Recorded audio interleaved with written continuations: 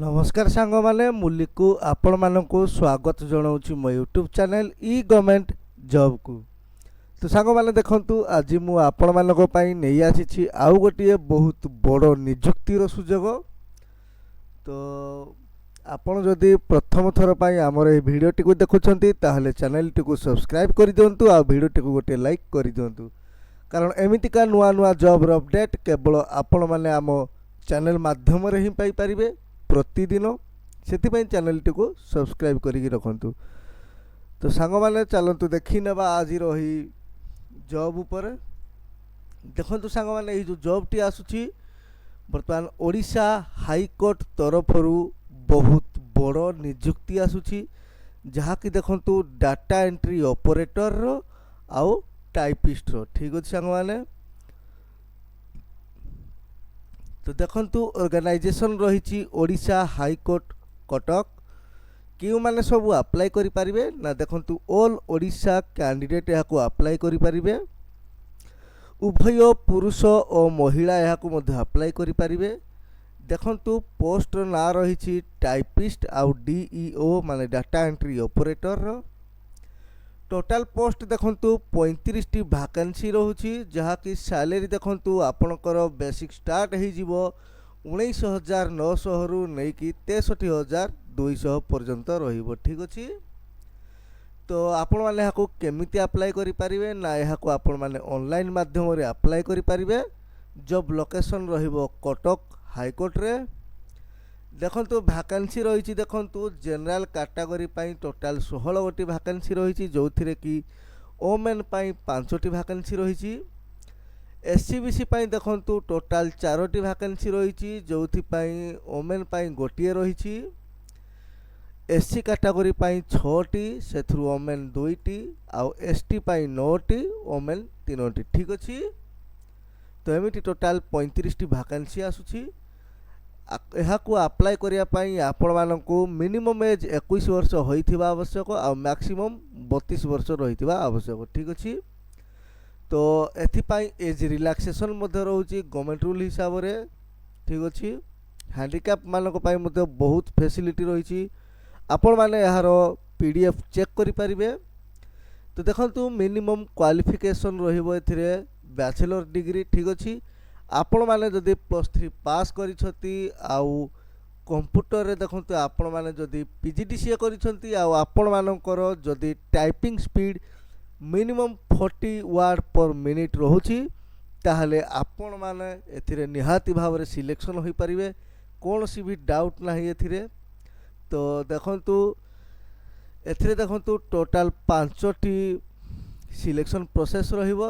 प्रथमे देखंतु preliminary examination रहिबो, या परे लैंग्वेज टेस्ट रहिबो, तापरे कंप्यूटर एप्लीकेशन टेस्ट रहिबो, तापरे देखंतु मेन एग्जामिनेशन रहिबो, तापरे सर्टिफिकेट वेरिफिकेशन रहिबो। ठीक अछि। तो आपण मानको जदि क्वालिफाई करिवार अछि ताले 5टी स्तर को देके आपण मानको पास करिया को पड़िबो। ठीक अछि। आ देखंतु यार ऑनलाइन अप्लाई डेट 2 सेप्टेम्बर 2024 रु आरंभ होई जिवो। लास्ट डेट रही 17 सेप्टेम्बर 2024। ठीक अच्छे।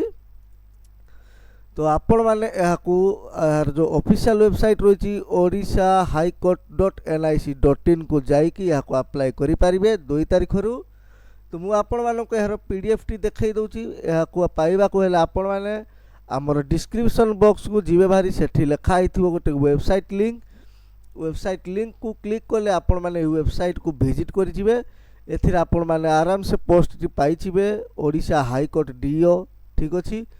यहाँ को क्लिक करी आपण माने पूरा लास्ट को आसीबे भारी। एठी देखंतु डाउनलोड पीडीएफ लिखा होइथिबो। एथि क्लिक हियर रे क्लिक कले आपण माने पीडीएफ टी को पाइ जिवे। ठीक अछि। एठी देखंतु यहाँ रहिछि ऑफिशियल पीडीएफ टी। यहाँ देखंतु वैकेंसी विषय रे देइछि। ठीक अछि।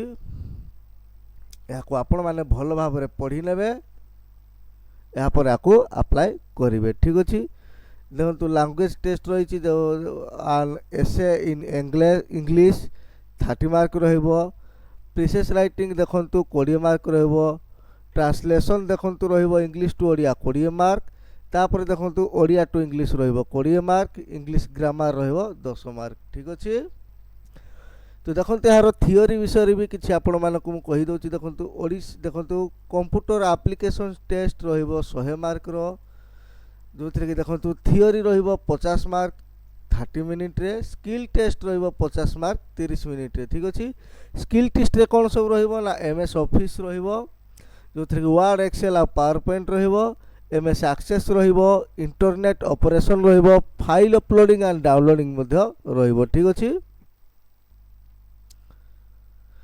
आपण माने जदि एतिरे 50% मार्क रखुचंती ताहले आपण माने मध्ये एतिरे पास होई पारिबे ठीक अछि तापर देखंतु भाइबा टेस्ट मध्ये रहिबो 20 मार्क रो